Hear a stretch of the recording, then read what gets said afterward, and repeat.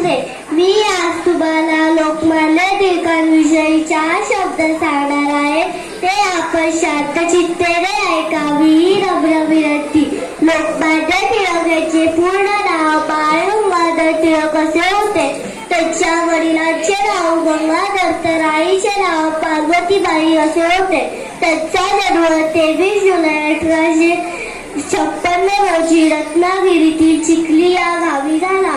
त्यांचे शिक्षण पुण्यातील डेक्कन कॉलेजमधून झाले. ते BA व LLB या पदव्या मिळवून शिक्षक झाले. पण त्यांना त्यापेक्षा सामाजिक व सार्वजनिक कामातच जास्त समाधान मिळत होते. टिळकांनी केसरी व मराठा ही वृत्तपत्रे सुरू केली. आपल्या लिखाणातून ब्रिटिश राजवटी विरुद्ध आवाज उठवला. स्वराज्य हा माझा जन्मसिद्ध हक्क आहे आणि तो मी मिळवणारच अशी सिंह गर्जना त्यांनी केली. टिळकांनी स्वदेशी चळवळीला प्रोत्साहन दिले व विदेशी वस्त्रांवर बहिष्कार घातला. लोकांनी एकत्र यावे म्हणून त्यांनी सार्वजनिक गणेशोत्सव व शिवजयंती हे उत्सव सुरू केले, ज्यामुळे लोकांना एकत्र स्वातंत्र्य लढ्यात सहभागी होण्याची प्रेरणा मिळाली.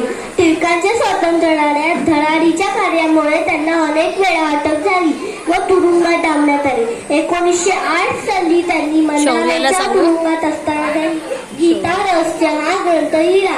टिळकांचे जीवन हे संघर्षमय होते व त्यांना भारतीय असंतोषाचे जनक असे म्हणतात.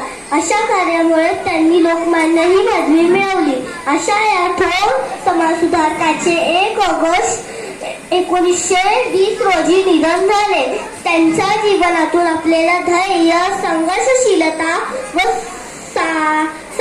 समर्पण हे लढे मिळतात. त्यांचे कार्य सदैव स्मरणात राहतील. अशा या थोर नेत्याला माझे शतशत प्रणाम. जय हिंद.